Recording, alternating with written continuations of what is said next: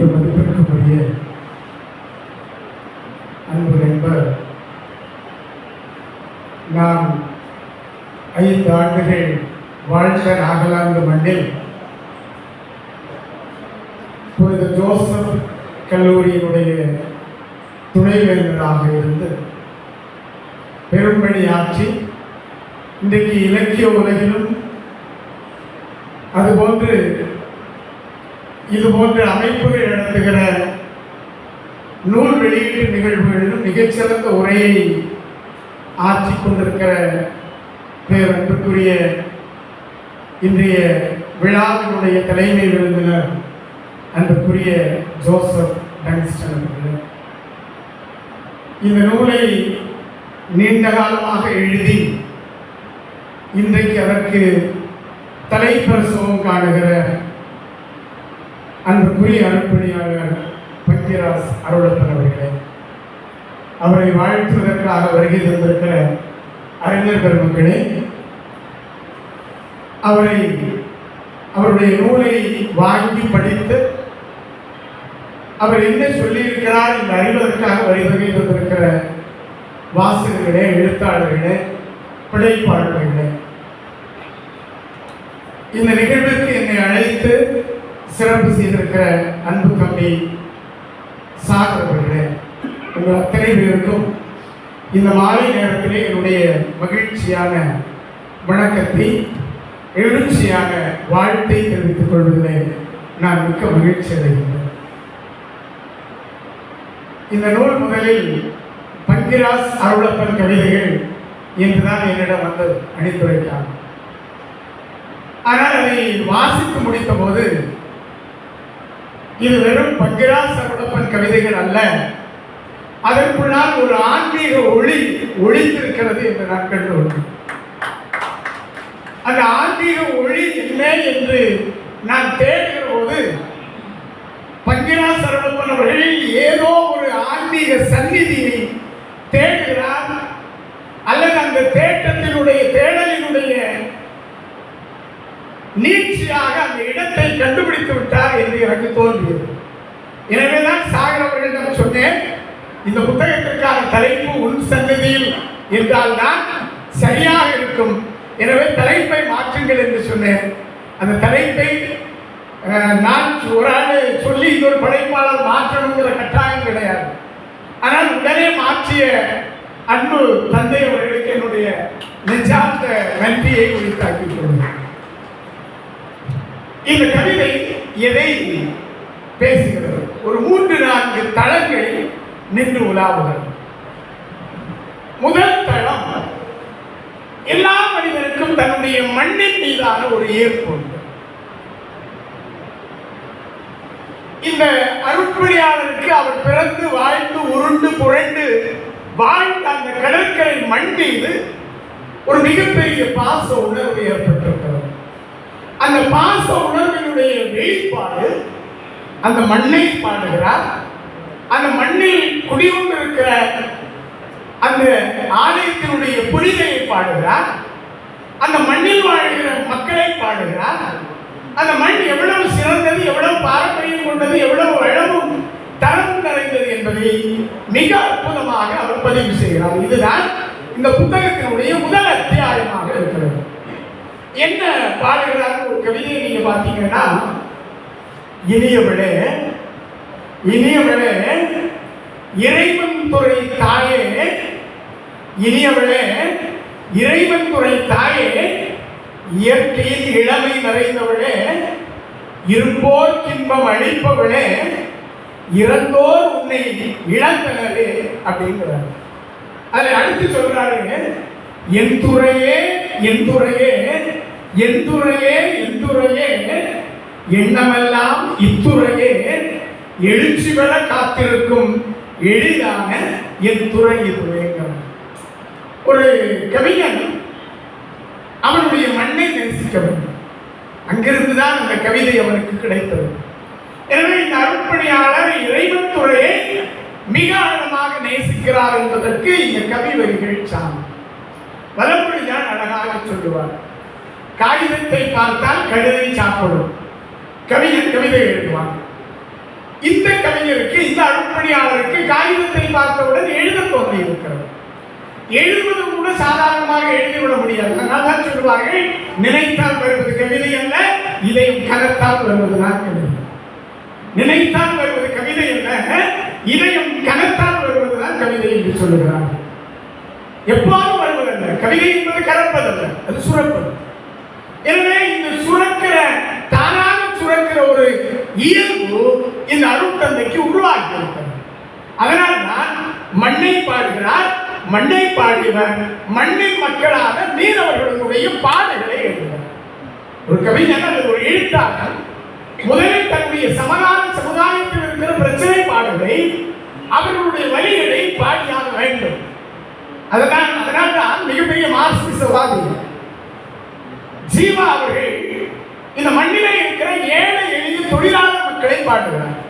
காலுக்கு செருப்பும் இல்லை, கால் வீட்டு கூடும் இல்லை, பாழுக்கு உழைத்தோமடா என் தோழனே பசங்கிட்டு போனோமடா. காலுக்கு செருப்பு இல்ல, சாப்பிடறதுக்கு உணவு இல்ல, பசியால் குழந்தை எழுகிறது, வீடு உச்சூடு அழுகிறது என்று எழுதுவான்.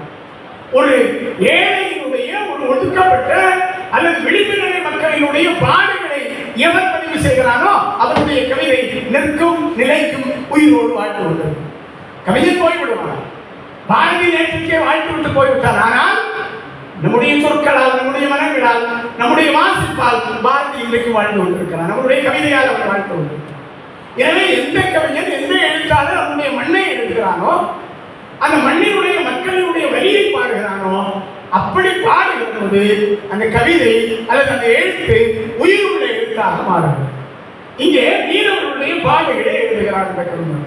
என்ன எழுதுகிறாருன்னு பாருங்க, ரொம்ப நமக்கு வலியா இருக்கும், ரொம்ப கஷ்டமா இருக்கும். கடலை மட்டும் நம்பி வாழ்ந்தோம், வாழ்வில் கரை இன்னும் சேரவில்லை.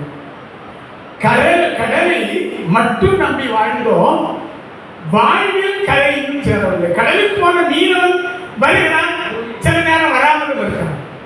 அதனால்தான் வாடி பாடுவார், தலைமேல் பிறக்க வைத்தாய் பெண்களை கண்ணீர் பிறக்க வைத்தார். ஒரு நாள் போவார், ஒரு நாள் வருவார், ஒவ்வொரு நாளும் துயரம் என்று எழுதினார். ஒரு மீனவனுடைய பாடு, கடலுக்கு போகிறான், வந்தால் தான் வருகிறான். அந்த கடலிலிருந்து மீண்டு அவன் வெற்றியோடு மீனை பிடித்துக் கொண்டு வந்தால் வாழ்க்கை. ஒரு சிலர் வராமல் இருக்கிறார்கள், ஆனால் பெரும்பாலும் வருகிறார்கள், கரையேறுகிறார்கள். மீன் பிடித்து விட்டு மீனவன் கரையேறுகிறான், ஆனால் அவன் வாழ்க்கையில் இன்னும் கரையேறவில்லை. அவனுடைய வாழ்க்கையிலே வறுமை இன்னும் ஒழியவில்லை. அவனுடைய வாழ்க்கையில் இருக்கிற வலிகள், வேதனைகள், அவமானங்கள் இவையெல்லாம் இன்றைக்கும் நின்று நிலைத்துக் கொண்டிருக்கிறது என்கிற மீனவருடைய வலியை மிக ஆழமாக பதிவிருக்கிறார். இன்னும் பார்த்தீங்கன்னா இன்னொரு கவிதை சொல்றாங்க, கொண்டு வந்த மீன்களையே குணர்ந்திடுவாள் சந்தைக்கு. அந்த மீனை விற்க போற பெண்ணினுடைய வழியை சொல்றாங்க.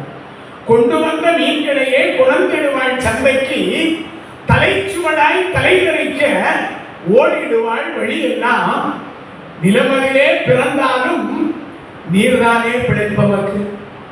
இந்த வழியை ஆழமா நீங்க கவனிக்கணும். நிலமதிலே பிறந்தாலும் நீர்தானே பிழைப்பவர்க்கு. கடலுக்குள்ள, தண்ணிக்குள்ள இறங்கி ஆகணுமே, மீன் பிடித்து வாழ்கின்றோம், மீன இது போதும் என்றோம். அதாவது வாழ்க்கையை எங்களுக்கு வயிற்று பாடு உடம்ப சரி பண்ணணும்னா இந்த வயிறை பார்த்துக்கணும். இந்த வயிற்றுக்கான வழி எங்களுக்கு இந்த கடல்ல இருந்து கிடைக்குது.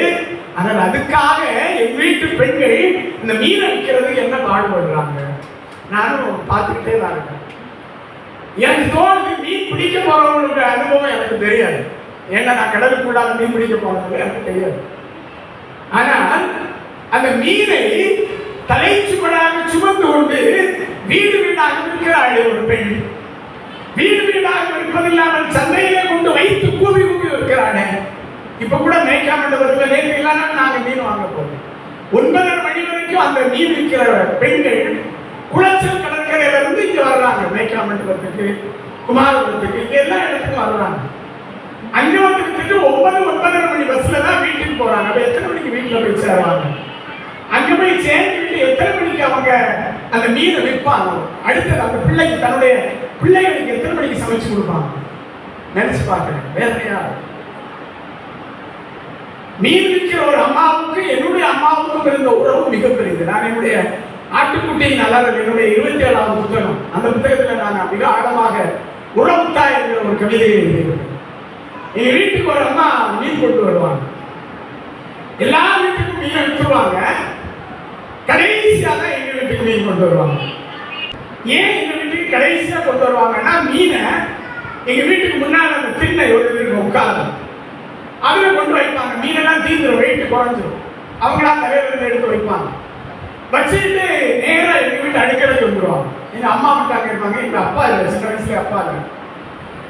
7 வயசா நான் இருக்கும்போது எங்க அப்பா இருந்தாரு. எங்க அம்மாவும் அவங்களும் அவ்வளோ ஃப்ரெண்ட்ஸ். என்ன நட்புன்னு இன்னொரு வரைக்கும் எங்களுக்கு தெரியாது. எங்க அம்மா உள்ளவர்கள் எல்லாரும் வந்து அவங்கள ஒரு பேர் சொல்லுவாங்க. மீன் கொண்டு வரா, மீன்காது அப்படின்னு சொல்லுவாங்க. ஆனா என்னுடைய அம்மா எங்களுக்கு என்ன சொல்லி தந்தாங்கன்னா, அவங்கள மீன் கொண்டு வரவங்கன்னு சொல்லக்கூடாது, உறவுத்தான் கூப்பிடு அப்படின்னு. உறவுத்தாங்கிற பொருளே எங்களுக்கு தெரியாம தான் கூப்பிட்டு இருக்கோம். உறவுத்தா மீன் கொண்டு வந்தாச்சு அப்படின்னு. உடனே அவங்க கொண்டு இறக்குவாங்க, நேரம் அடுக்கலையில் போவாங்க. எங்க அம்மாவும் சேர்ந்து 2 பேரும் கதை சொல்லுவாங்க. அவங்களுக்கும் அந்த மீன் கொண்டு வரவங்களுக்கும் புருஷனாக இல்லை, எங்க அம்மாவுக்கும் புருஷனாக இல்லை. அப்பா இல்லாம நாங்க வாழ்றோம். இந்த மீனை கொண்டு இறக்கி வச்சுட்டு ஒரு அடுக்கலையில் போய் அவங்களாவே கஞ்சியோ என்ன இருக்கோ எடுப்பாங்க. எடுத்து எங்க அம்மாவும் கதை பேசி சாப்பிடுவாங்க. சாப்பிட்டு கிளம்பும் போது அந்த ஒரு பிளேட்டை எங்க வீட்டுல இருந்து எடுத்து அவங்க சாப்பிட்டு முடிச்சுட்டு அந்த தட்டையே கழுவி அதுலேயே சாலையோ நெத்தலையோ என்ன கொண்டு வந்திருக்காங்களோ அது நிறைய வாங்கி எங்க வீட்டில் வச்சுட்டு போயிடுவாங்க. அதுக்கு காசு வாங்குவாங்களா வாங்கலையா அதுவும் எங்களுக்கு தெரியாது. எங்க அம்மாவும் அவங்களுக்கு தான் தெரியும். அவ்வளவு ஒரு நீண்ட உறவு. இந்த புனிதர்களுடைய கதையெல்லாம் அவங்க தான் எங்களுக்கு சொல்லி தருவாங்க. நாங்க சின்னதா இருந்து கேட்போம். நீண்ட நேரம் சில நேரம் அந்த திண்ணறே படுத்து கொஞ்ச நேரம் தூங்குவாங்க. ஒரு மணி ஒரு 12:30 மணலிக்கிற கோவில்ல மணி அடிக்கும். அந்த மணி சத்தம் கேட்ட உடனே நான் கிளம்புறேன் அப்படின்னு சொல்லிட்டு எழுப்புவாங்க. அப்புறம் அவங்க வீட்டுக்கு கிளம்பிடுவாங்க. இப்படிதான் ஒரு நாள் ஒரு 12:30 மணிக்கு அவங்க கிளம்பி போறாங்க, ஊருக்கு கிளம்புறாங்க. 2 மணிக்கு எங்க அம்மா சொல்றது நெஞ்சு வலிக்குது. நான் எங்க அம்மாவை தக்கர ஆஷா ஹாஸ்பிட்டலுக்கு கூட்டிட்டு வர்றேன். ஒரு அரை மணி நேரத்தில் எங்க அம்மா இறந்து போச்சு. அது ஹார்ட் அட்டாக்கா இருந்திருக்கும், என்ன தெரியாது அந்த நேரம். நான் படிச்சுக்கிட்டு இருக்கேன். எங்க அம்மாவை நாங்க வீட்டுக்கு கொண்டு போயிட்டோம். எப்படி இவங்க அறிஞ்சாங்கன்னு தெரியாது. 5 மணிக்கெல்லாம் அவங்க உட்கார்ந்துருக்காங்க. எங்க அம்மா கிட்டே இருக்காங்க. நைட்டு சாப்பிடல, காலையில சாப்பிடல. அடுத்த நாள் மத்தியானத்துக்கு பிறகுதான் எங்க அம்மாவோட அடக்க சடங்கு நடக்குது. எல்லாம் முடிஞ்சிருச்சு. அது வரைக்கும் அழுதுகிட்டே எங்க அக்கா அம்மாவுக்கு இருந்தாங்க. அப்புறம் அவங்க வீட்டுக்கு போயிட்டாங்க. இதுல மிக உருக்கமான விஷயம் என்னன்னா, அதுக்கப்புறம் அவங்க எங்க ஊருக்கு மீன் கொண்டு வந்ததே கிடையாது. எங்க அம்மா இறந்த பிறகு எங்க ஊருக்கு அவங்க மீன் விற்கிறதுக்கு வர மாட்டாங்க. எங்க அம்மாவுக்கு அவங்களுக்கு இருந்த உறவு எத்தகைய உறவு, எவ்வளவு ஆழமானதுன்னு எனக்கு தெரியாது. ஆனால் அந்த மீனை அங்கிருந்து சுமந்து கொண்டு வரும்போது ஒவ்வொருத்தரும் பேசுகிற சொற்கள், அவங்க 15 ரூபான்னு சொன்னா இவங்க 5 ரூபான்னு கேட்கறது, இந்த மாதிரி அந்த வலி என்பது எப்படி எங்க அம்மாட்ட அவங்க சொல்லிக்கிட்டே இருப்பாங்க. இதை நான் கேட்டிருக்கேன். ஒரு மீனவ பெண்ணினுடைய வலி அருட்பணியாளர்கள் மிக அற்புதமாக இங்கே பதிவு செய்திருக்கிறார்கள். இன்னொரு வழி சொல்றாரு, ஏழைக்கு வாழ்வில்லை, ஏதுங்க வழக்கம் இல்லை, பசிப்பவருக்கு புசிக்க இல்லை, இருப்பவருக்கோ பசி இல்லை. நிறைய ஒருத்தங்க இருக்கு, அவன் யாருக்கும் கொடுக்க மாட்டான். ஆனா அவனுக்கு பசிக்கவும் தெரியாது. டாக்டர் சொல்லியிருப்பார், நீ தின்னக்கூடாது, செத்துருவாரு. ஆனால் பசியோடு இருக்கிறவனுக்கு ஏன் பகிர்ந்து கொள்வதற்கு உங்களுக்கு மனம் வரவில்லை என்று ஒரு அருட்பணியாளர்களுடைய பகிர்தல் பண்பை இங்கே அவர் பதிவு செய்தார். மண்ணை பாடினார், மக்களை பாடினார். இப்ப தனக்கு வீட்டுக்குள்ள வர்றாரு. உங்க தங்கச்சி வந்திருக்காங்க சாமி, யாரு உங்க தங்கச்சி? வெளியே இருக்கிறாங்க, குழந்தை. இவ்வளவு பாசமுள்ள ஒரு அண்ணன் கிடைக்கணும்னா இந்த தங்கச்சி கொடுத்து வச்சிருக்கோம். தங்கச்சி பாசத்தை நம்ம எங்க பார்ப்போம்னா, ராஜேந்திர சினிமாவில் பார்ப்போம். தங்கைக்கு ஒரு நீளம், என் தங்கை கல்யாணி அப்படிங்கிற படத்துல பார்ப்போம். ஆனால் அப்படி ஒரு அண்ணன் தங்கை பாசத்தோடு வாழ்ந்திருக்கிறார்கள் என்பதை மிக அற்புதமாக தன்னுடைய தங்கையை பற்றி ஒரு பதிவு செய்கிறார். 3 கவிதை தங்கையை பற்றி. ஒன்று தங்கையினுடைய திருமண காலம், இன்னொன்று தங்கையினுடைய தந்தையினுடைய அன்பு. இன்னொன்று, தங்கைக்கு குழந்தை பிறந்த உடனே அந்த மாமன் ஆன அந்த மகிழ்வை அவர் அற்புதமாக பதிவு செய்கிறார். என்ன சொல்றாரு பாருங்க. அதுபோல அம்மாவை பாடுறாரு. இது குடும்பம். தங்கையை பாடுறாரு, அம்மாவை பாடுறாரு. இந்த தங்கைக்கு குழந்தை பிறந்தோன்னு சொல்றாரு, அமுதம் போன்றொரு அன்பினை ஈன்றாள், அமுதம் போன்றொரு அன்பினை ஈன்றாள், ஆருயிர் தங்கை அளவிலா மகிழ்ச்சி கொண்டாள், இன்பம் எங்கள் இல்லத்திற்கு இன்று ஈசனுக்கு நன்றி நன்றி நன்றி. என் தங்கை மூலம் என் குடும்பத்திற்கு ஒரு குழந்தை, ஒரு அமுத குழந்தையை தந்திருக்கிறார் கடவுள். அந்த ஆண்டவனுக்கு நன்றி, மகிழ்ந்த என் தங்கைக்கு நன்றி, நான் மாமனானேன்னு அந்த கவிதையை கொண்டு முடியும். ஒரு தங்கை மீது இருக்கிற உறவு பாசம். தாயினுடைய வழியை எழுதாத மனுஷனாக இருக்க முடியாது. அம்மாவை எழுதாத கவிஞனே கிடையாது. இந்த அருட்பணியாளர் அம்மாவை எழுதுறாரு பாருங்க. நினைவுள்ள நாளெல்லாம் நீங்காத துன்பம், நினைவுள்ள நாளெல்லாம் நீங்காத துன்பம், நித்தமும் நீ கண்ணில் நிலையான துயரம். நிமிர்ந்தாய் நின்றவர் நிலையில்லா தந்தை, நிழல் போல நின்றாயே நீங்காமல் என்ன. ஒரு தாய், ஒரு வீட்டில் உங்களுக்கு தெரியும், எந்த வீட்டிலேயா இருந்தாலும் தகப்பனார் சரியில்லைன்னாலோ, அது வரக்கூடியவர் ஏதோ ஒரு சூழல்னாலோ, இல்ல தகப்பனாரே இல்லைன்னாலோ அந்த தாய் எவ்வளவு பாடுபடுவாங்கிறத என்னுடைய அம்மா எனக்கு முன்னால நாங்க பார்க்கிறோம். அந்த வலி எப்படி ஒரு நாளை கடப்பதற்கு கழிப்பதற்கு அந்த குடும்பம் பண்ணுகிற வலியும் வேதனையும் என்ன, அதை அற்புதமா பதிவு செய்கிறாரே. என் தாயே, என்னுடைய தந்தையின் சுமையையும் நீ என்னோ சேர்த்து சுமந்தாய், ரெண்டையும் சேர்த்து சுமந்த தாய். அந்த வலி மிக அற்புதமாக அவர் பதிவு செய்கிறார். நான் நிறைய பகுதிக்கு வருகிறேன். இது 2 விஷயங்களை எழுதுகிறார். இந்த அருட்பணியாளருக்கு மண்ணின் மீது காதல் இருக்கிறது, தமிழின் மீது காதல் இருக்கிறது, காதல் மீதும் காதல் இருக்கிறது. இங்க இருக்கிறவங்களுக்கு ஒரு வேளை தோணும், இவன் அதெல்லாம் யோசிப்பார், இவருக்கு எப்படி காதல் கவிதை எழுதுறதுக்கு ஒரு பெண்ணை காதலிச்சுதான் கவிதை எழுதணுங்கிற கட்டாயம் கொண்டு. நீங்க விண்ணியத்தில் உன்னத சங்கீதம் எடுத்து பார்த்தீங்கன்னா தெரியும், அவ்வளவு காதல் கவிதை மாதிரியே. இந்த ஆண்டாள் இறைவனை பார்த்து பாடியது ஒன்று. இந்த அருட்பணியாளர் ஆன்மீக கவிதைகளையும் அப்படியே பாடுகிறார். அதே போன்று காதலையும் அற்புதமாக பாடுகிறார். காதலை பாடும்போது ஒரே ஒரு கவிதையை மட்டும் சொல்லி நான் நிறைவு கொள்கிறேன். நிலவு மகள் வான்வெளியில் தவழ்ந்து வர, நீர்மகளும் அதை காண பொங்கியல, உன் வரவை எதிர்நோக்கும் ஆண்மகனாம் என் நிலையை பாராயோ. ஒரு ஆண்மகன் எனக்கு நிலைமை என்ன பாராயோ. இது ஒருவேளை தன்கூற்றா எழுதினாரான்னு எனக்கு தெரியாது. ஒருவேளை திரும்ப அருட்பணியாளர் போகிறதுக்கு முன்னால் எழுதிருக்கலாம். காதல் உணர்வுங்கிறது எல்லாருக்கும் பொதுவான விஷயம். அது அருட்பணியாளர் ஆனாலும் சரி, ஆகாட்டாலும் சரி, சில கட்டுப்பாடாக வச்சிருப்பாங்க. இவங்க மனைவி எல்லாம் இருப்பாங்க, சந்தோஷமா வாழ்வாங்க. ஆனால் காதல் உணர்வுங்கிறது எல்லாருக்கும் பொதுவானது. இந்த உலகத்தில் காதலிக்காத மனுஷனே இருக்க முடியாதுன்னு நான் சொல்லுவேன். ஒன்றில் காதலிப்பார், இல்லை காதலிக்கப்பட்டிருப்பார். 2ல ஒன்று நடந்தது. அருட்பணியாளருக்கு என்ன நடந்தது எனக்கு தெரியாது, அது நீங்க பிறகு கேட்டு தெரிஞ்சுக்கணும். காதலித்தாரா, இல்லை காதலிக்கப்பட்டார். ஆனால் இதனுடைய விளைவு இந்த புத்தகத்திலே இருக்கிறது. நிறைவாக நான் சொல்லுவது, இந்த அருட்பணியாளருக்கு ஆன்மீகத்தின் மீது அளவு கிடந்த காதல் இருக்கு. அந்த ஆன்மீகத்தை கூட எப்படி சொல்றாங்கன்னா, நம்ம கடவுள் ஒரு சிலை இருக்கிறது, அதுக்கு முன்னால போய் நிக்கிறீங்க, தொட்டு தொட்டு கும்பிடுறீங்க, இதனால பெரிய பிரயோஜனம் இல்லை. கடவுள் உன்னுடைய அகத்தில் வர வேண்டும், கடவுள் உன் மனதிற்குள்ளால் மலர வேண்டும், கடவுள் உன்னுடைய செயல்கள் வழியாக கடவுள் தன்னை வெளிப்பட வேண்டும். அப்படி வெளிப்பட்டால் தான் உண்மையான ஆன்மீகம். அது வரைக்கும் எப்படி இருக்குன்னு தெரியுமா? இந்த வீடு கட்டும் போது உயரத்தில் கட்டும்போது சைடில் நம்ம சாதம் போடுறதுன்னு சொல்லுவோம். எங்கள் ஊரில், உங்கள் ஊரில் என்ன போடுறது? நெல்லை போடுறதா? சாகம் நெல்லை போட்டு மேலே கல்லை தூக்கி கட்டுறதுக்காக இருக்கணும். கட்டணம் கட்டி முடிச்சோடனே நிலையை அந்த சாதத்தை எல்லாம் எடுத்து கம்பு கட்டி எல்லாம் எடுத்து மாற்றிடுவோம், அழகுபடுத்தி பெயிண்ட் அடிச்சு முடிச்சிடுவோம். வாழ்க்கை வாழ்க்கை, ஆன்மீக வாழ்க்கைங்கிறது இதுதான். ஆன்மீகத்தினுடைய நிறைவை, உச்சத்தை, அவன் சந்நிதியை அடைகிற வரைக்கும் சாரம் தேவை, நிலை தேவை.